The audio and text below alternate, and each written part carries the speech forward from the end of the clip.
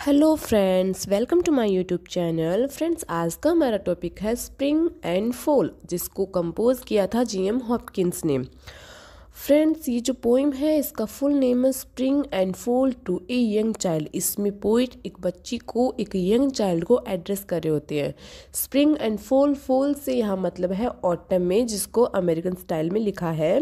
ये जो पोइम है वो लिखी गई थी 1880 में। तो इस पोइम में पोइट जब मार्गरेट को एड्रेस करते हैं तो वो उनकी खुद की बच्ची नहीं है, जीएम हॉपकिंस का खुद का कोई बच्चा नहीं है। तो वो बच्ची है वो रो रही होती है, क्योंकि जंगल में जो पेड़ हैं उनसे पत्ते झड़ रहे होते हैं और उन्हें देख के मार्गरेट को दुख होता है और वो रो रही होती है। तो फिर पोइट उसे समझाते हैं। अब वो क्या समझाते हैं और किस थ्रू समझाते हैं वो हमें इस पोइम में पता चलेगा। तो चलिए स्टार्ट करते हैं। Margaret, are you grieving over Goldengrove unleaving. Poet क्या बोल रहे हैं? ग्रीविंग का मतलब होता है फीलिंग सैड। तो पोइट उसको पूछ रहे हैं मार्गरेट को कि क्या तुम सैड फील कर रही हो? गोल्डन ग्रू, सुनहरे पत्ते, अनलिविंग, झड़ रहे हैं। क्या तुम जो पेड़ों से सुनहरे पत्ते झड़ रहे हैं उसके लिए सैड फील कर रही हो? Leaves like the things of man you, with your fresh thought care for can you। अब पोइट यहाँ पे क्या बोल रहे हैं कि तुम अभी यंग हो और तुम्हारे जो थॉट्स हैं वो फ्रेश है। दैट्स वाई तुम एक मैन की जो प्रॉब्लम होती हैं और जो नेचर में ट्रेजिडीज़ होती है उनको तुम इक्वल केयर करते हो, उन दोनों को ही तुम समान तरीके से देखती हो। यानी कि उसके लिए पेड़ों से पत्ते झड़ना भी उतना ही दुखदाई है जितना एक ह्यूमन लाइफ में प्रॉब्लम्स होती हैं उसके लिए। It will come as the heart grows older it will come to such sights colder. अब यहाँ पे पोइट क्या बोल रहे हैं कि जैसे जैसे तुम्हारा हार्ट ग्रो होगा, यानी कि जैसे जैसे तुम बड़ी होगी तब तुम्हें इन ऐसे नज़ारों से कोई फ़र्क नहीं पड़ेगा। ये नज़ारे तुम्हारे लिए काफ़ी कोल्डर होंगे। यानी कि जैसे जैसे तुम बड़ी होगी, जिन चीज़ों के लिए अब तुम रो रही हो, ऐसे नज़ारों से तुम्हें कोई फ़र्क नहीं पड़ेगा। By and by nor spare is sigh. और तो और तुम एक आ तक नहीं भरोगी इनके लिए। Though worlds of wanwood leafmeal lie. अब यहाँ पे पोइट क्या बोल रहे हैं कि इवन फ्यूचर में तुम्हारे पैरों के नीचे अगर पत्तियों का ढेर भी होगा ना तब भी तुम्हें कोई फर्क नहीं पड़ेगा। And yet you will weep and know why. तब तुम ना तो रोगी और ना तुम्हें कोई फ़र्क पड़ेगा। Now no matter child the name sorrows spring are the same. अब यहाँ पे पोइट क्या बोल रहे हैं कि ये फ़र्क नहीं पड़ता कि ना चाहे यंग हो या ओल्ड हो, चाहे कोई भी इंसान है वो छोटा हो या बड़ा हो, कोई फ़र्क नहीं पड़ता। लेकिन जो जिनके जो दुख है, जो सोरो है, वो सेम ही होते हैं।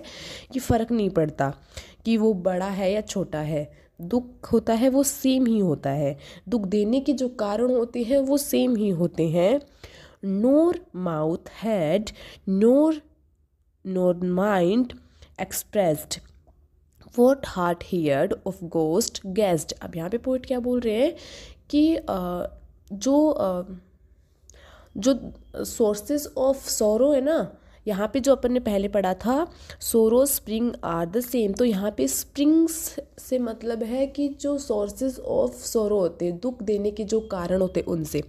यहाँ पे ऐसे मेटाफर यूज़ हुआ है। तो पोइट आगे क्या बोल रहे हैं कि जो सोर्सेज ऑफ सोरो है वो इस तरीके से बाद में तकलीफ़ देते हैं कि हम ना तो उन्हें मुंह से बोल सकते हैं और ना ही अपने माइंड के जो थॉट्स हैं उनके थ्रू एक्सप्रेस कर सकते हैं।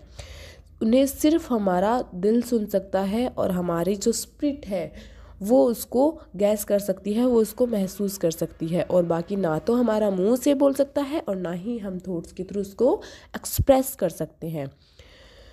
It is the blight man was born for, it is Margaret you mourn for. अब पोइट यहाँ पे क्या बोल रहे हैं कि यहाँ पे ब्लाइट से मतलब है सोरो।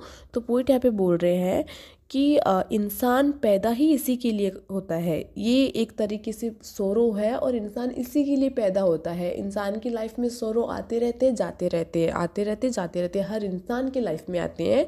तो इंसान पैदा ही इन सोरो के लिए हुआ है जिसके लिए तुम रो रही हो। अब तुम जिन चीज़ों के लिए रो रही हो, इंसान उसी चीज़ों के लिए पैदा हुआ है। तो पोइट यहाँ पे मार्गरेट को समझाते हैं, क्योंकि वो पेड़ों से जब पत्तियाँ झड़ रही होती है तो उसके लिए रो रही होती है। तब पोइट उसको समझाते हैं कि तुम अभी बच्ची हो, तुम्हारे लिए ह्यूमन्स प्रॉब्लम और नेचर ट्रेजिडीज़ इक्वल है, तुम्हें इनमें कोई फ़र्क नज़र नहीं आता, तुम दोनों की बराबर केयर करती हो। लेकिन जब तुम बड़ी हो जाओगी तो तुम्हें ऐसी छोटी मोटी नज़ारों से कोई फ़र्क नहीं पड़ेगा। इवन अगर पत्तों का ढेर भी तुम्हारे पैरों के नीचे होगा तब भी तुम्हें कोई फ़र्क नहीं पड़ेगा। जैसे जैसे तुम बड़ी होती जाओगी वैसे वैसे तुम इन चीज़ों पे ध्यान भी नहीं दोगी। और फिर पोइट बोलते हैं कि चाहे इंसान बड़ा हो या छोटा हो, ये फ़र्क नहीं पड़ता है, लेकिन जो हमारे सोर्सेज ऑफ सोरो हैं, दुख के जो कारण हैं, वो सेम ही होते हैं। और ये जो दुख है वो हमें इतना तकलीफ़ देते हैं कि ना तो हम उन्हें मुँह से बोल सकते हैं और ना ही हम माइंड के थॉट्स के थ्रू एक्सप्रेस कर सकते हैं। इन्हें सिर्फ हमारा दिल सुन सकता है और हमारी स्पिरिट गैस कर सकती है। सो जो तुम जिनके लिए रो रही हो, जिन सॉरोज़ के लिए तुम रो रही हो, इंसान एक्चुअली में उसी के लिए पैदा हुआ है। तो आई होप आपको ये पोएम क्लियर हुई होगी। अगर वीडियो अच्छा लगे तो like, subscribe and share. Thank you.